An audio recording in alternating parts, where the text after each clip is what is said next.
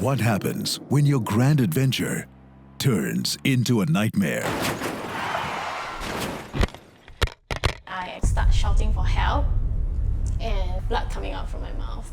With actual footage from their ordeal, four Singaporeans relive their troubles abroad. We instantly froze. I knew that my life was in danger. I tell to my maker, just get it done with. Just let me go. How can they survive when an exciting trip goes horribly wrong? We're going home, go back Singapore.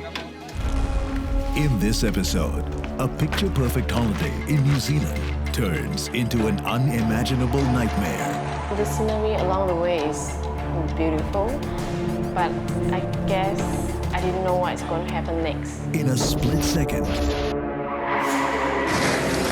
her life is changed forever. If you say that I don't cry, I'm telling lies. I cry every night for 4 months.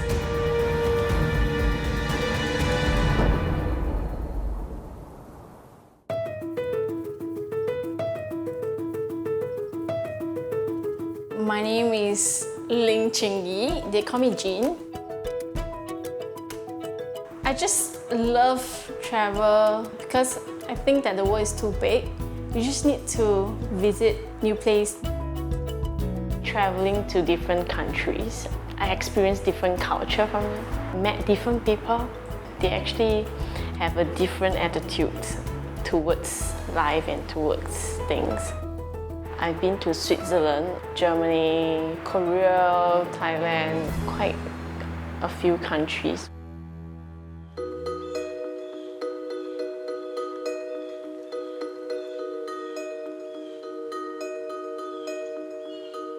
In March 2014, I was traveling in New Zealand with my friend.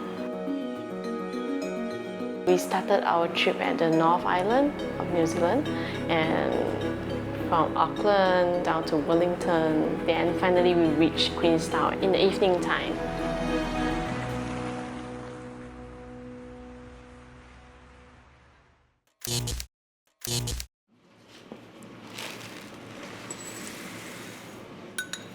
That day was a beautiful day. Everything was perfectly fine, and I made myself a breakfast. Just so excited of going horse riding.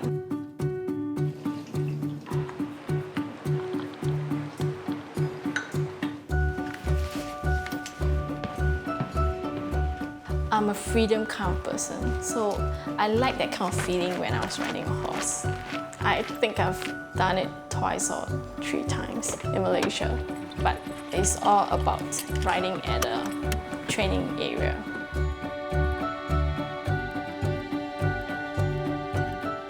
Horse riding in New Zealand is so much different. It's because of the nature, and you get to ride through the woods. It's really nice, like you're in the movie. I love horses because I think they are a very sensitive animal. When I just ride on them, I feel the freedom, the wind blowing on my face is really good, really nice. I drove the horse riding area. It's actually half an hour to 45 minutes away from my hotel. The scenery along the way is beautiful. There's mountains, hills, open fields, and I was actually driving along the lake as well. It was just gorgeous. But I guess I didn't know what's going to happen next. I was 5 minutes away from the horse riding on Paradise Road at Glenorchy. And my friend is in the passenger seat.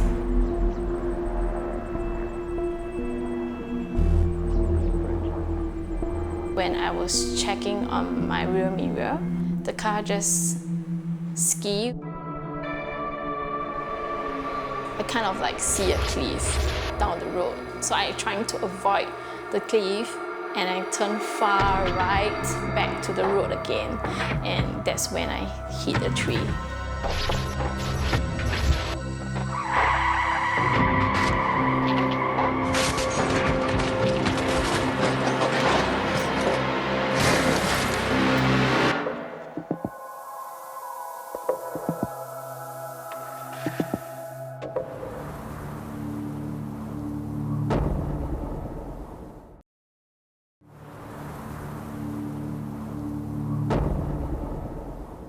I remember it was a really hot day and I was actually in my bedroom here just doing some paperwork with my then 3-year-old daughter, and we heard the screech of tyres and a massive bang.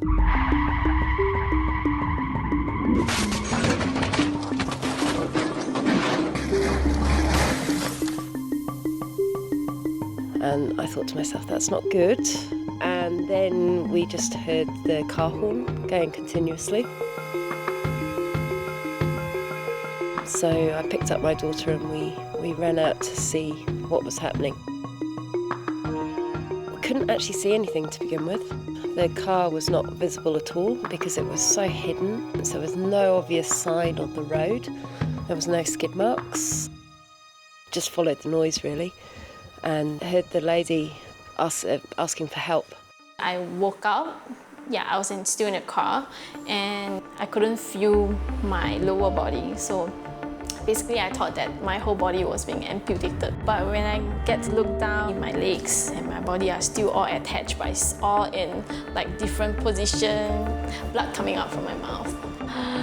I couldn't breathe that well and I started to press on the horn before I fainted.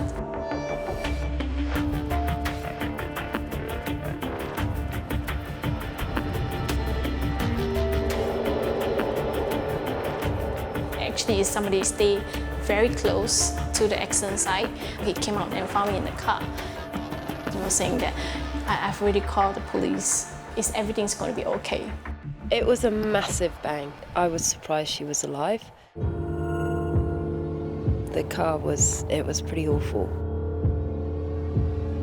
I ran back to the house and made a phone call to the ambulance for them to come out.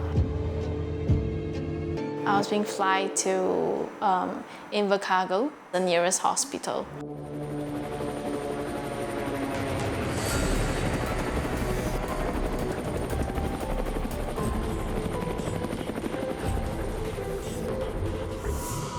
And when I woke up, I was in the ICU.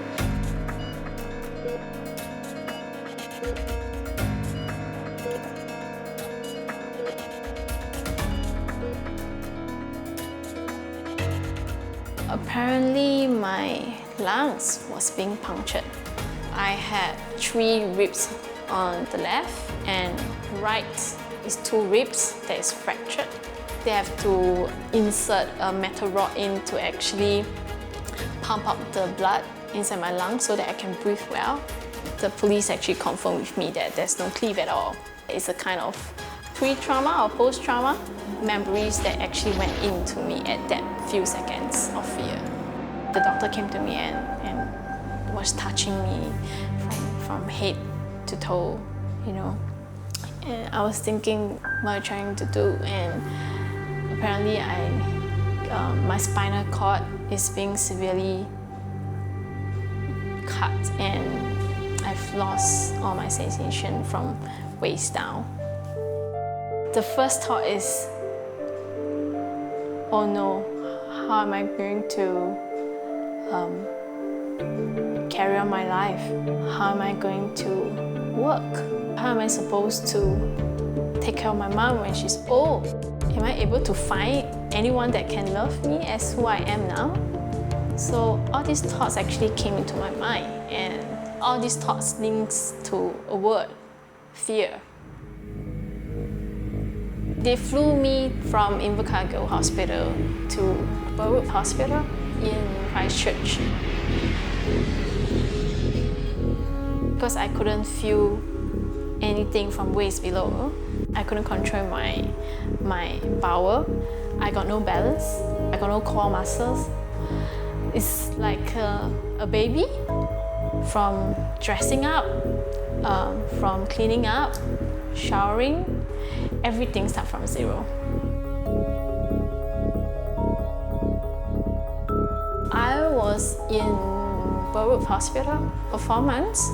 My brother and my sister-in-law and 3 of my good friends came to visit me as well, and they take turns to come.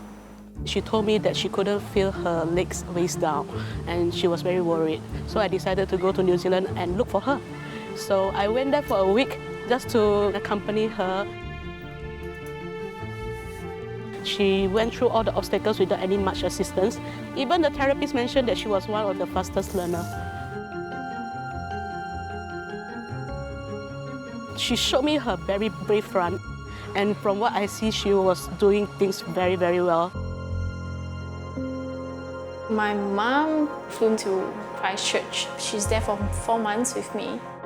My mom, through her friends in New Zealand, gets to know one particular family itself that is really close to Bow Hospital. They actually accommodate my mom to stay at their place for 4 months. Uncle Alan, Aunt Mei Hui, they are really, really very good people.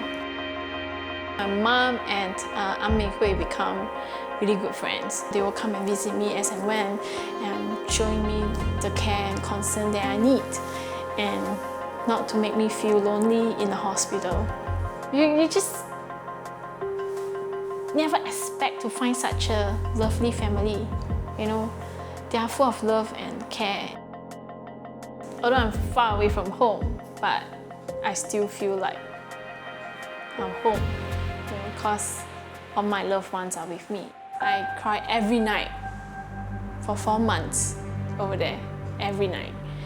But by looking at my mom, the love, that the care, the concern, all her concentration is all on me, and that is when that I tell myself that I need to be strong, you know, because there's still lots of people who care for me, who wanted to see me stand up again as who I am and to be myself again.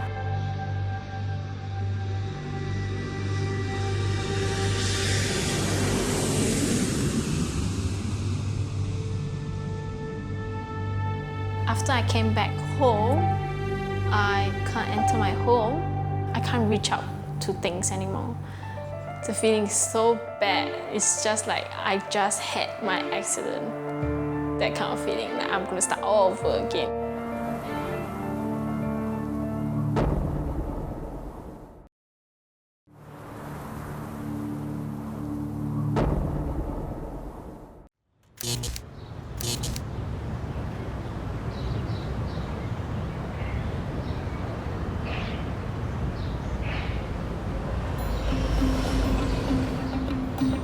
I came back home. I still can remember that feeling, that moment so clearly. I can't enter my home. People have to carry me with my wheelchair in, and lots of things I can't reach out to things anymore. I can't take my clothes that's hanging up there. I can't enter the toilet freely.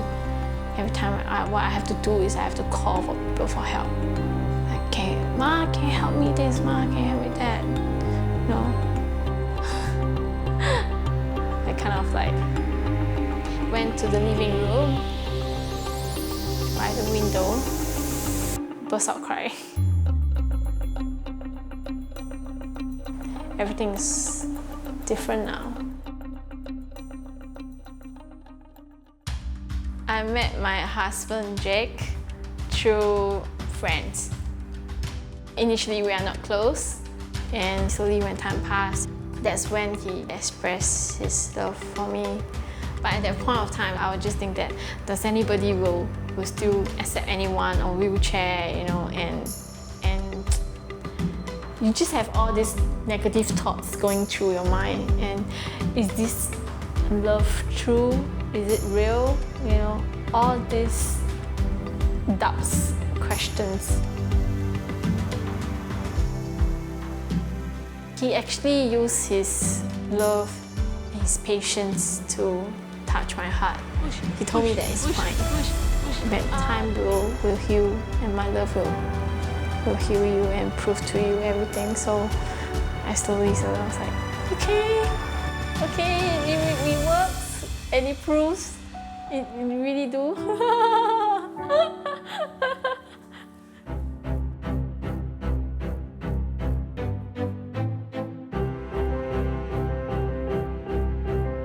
wedding was in last year, 23rd December 2017. Actually, I arranged a surprise for him as well because every woman's dream, of course, they wanted to walk down the red carpet on their wedding day. So I wanted to do so as well because I don't want to roll myself in. I just want to make the day very memorable. I secretly train myself to walk and I tie myself with equipments to straighten my legs just to force them to be straight. And I'll use my body momentum to push my legs with a walking frame.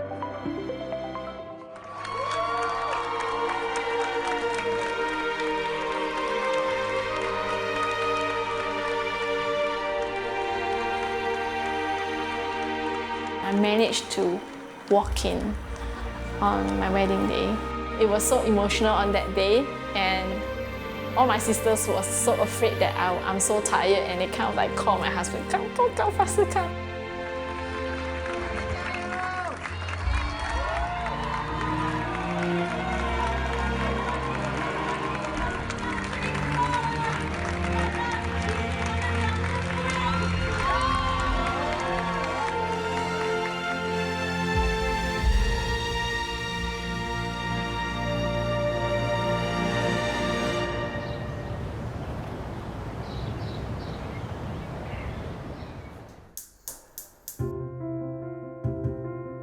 I got a good husband who knows how to cook and doesn't complain.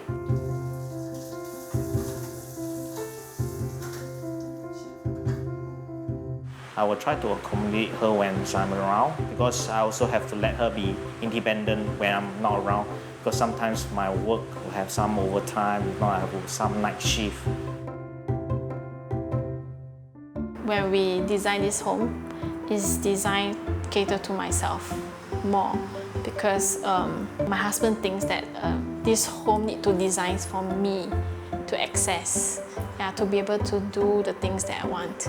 Although there are some places that are high up that I can't reach, but with some technology, enhancement, I can actually dry my own clothes and everything.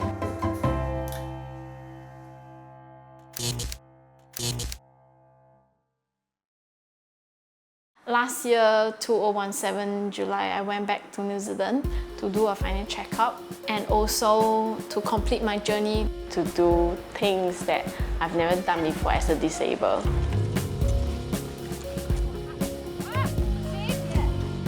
We went to do certain sports like adaptive ski because I doesn't have core muscles, so balancing is really bad. So all is on my arms, but it was fun. I tried also horse riding. It was difficult. I did a small circle and it freaks me out so badly because I don't have any balance. We went through the woods and snow and the trees. The feeling is awesome, so good, yeah.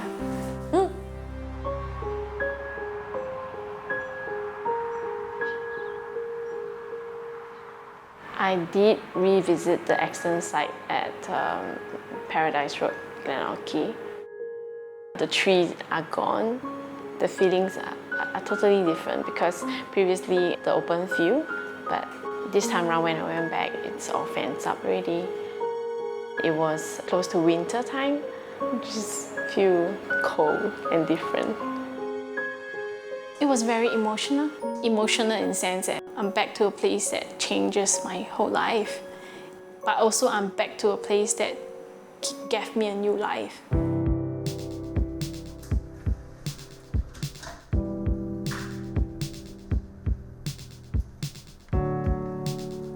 Time is really short, and anytime anything can happen.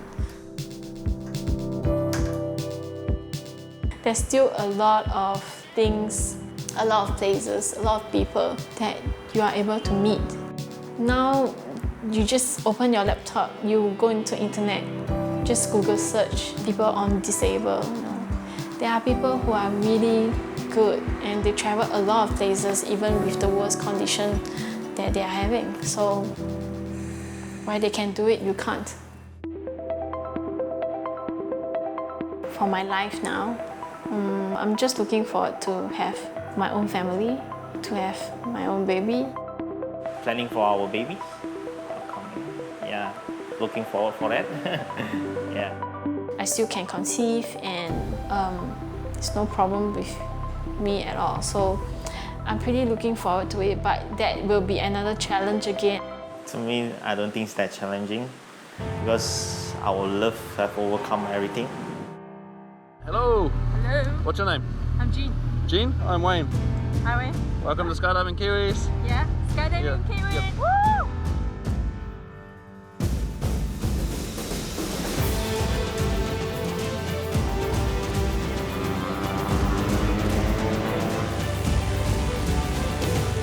There's a lot of new things. It's going to be a new, fresh start again. Yeah. You just have to pick up the courage and learn to take the first step.